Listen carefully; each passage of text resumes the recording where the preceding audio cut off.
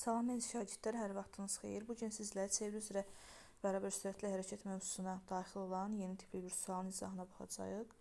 Deyir ki, çeviri üzrə sadə qrəb istiqamətində bərabər sürətli hərəkət edən cisim 10 saniyə müddətində 45 metr yol gedir. A nöqtəsindən B nöqtəsinə gələn cismin yerdəyişməyə görə orta sürətini hesablayın. Görürük ki, cisim A nöqtəsindən B nöqtəsinə gəlir 4-3 periodda. 4-3 periodda biz bilirik ki, başlanğıc və son nöqtələri birləşdirsək, əgər bura R olsa, hər bir R olduğu üçün bizdə yer dəyişməmiz, yəni bu hipotenuzu əmələ gətirir. Yer dəyişmə olur kök altında 2R.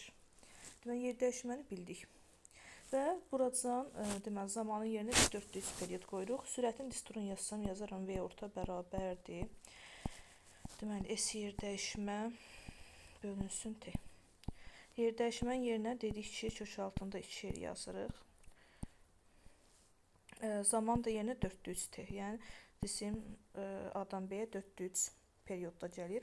R böl T yoxdur, ancaq bizdə sürəti təyin edə bilərik. Çünki L də var, zaman da var. O zaman yazaram V bərabərdir. Disturumuz xətti sürətin disturu L böl T-dir. Burada L 45, T də 10-dur. 45 bölünsün 10, deməli, cavabımız olur 4/5. Həmçinin xətti sürətin digər disturu da 2πr böl T-dir. P-nin yerinə 3 qoysaq, çünki şərtdə verir 3. Olar 6R bölünsün T bərabərdir 4/5. Deməli, R böl T-imiz o zaman olar 4/5 bölünsün 6.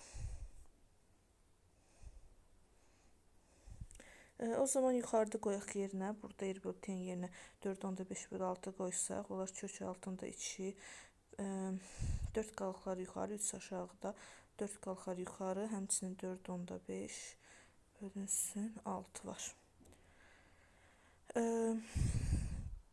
4/5-nə 3 getsə, burada qalar 1/5, 4-ü 1/5-ə düşər 6, 6'lar da gedər, cavabımız olar kök altında 2, yəni C variantı.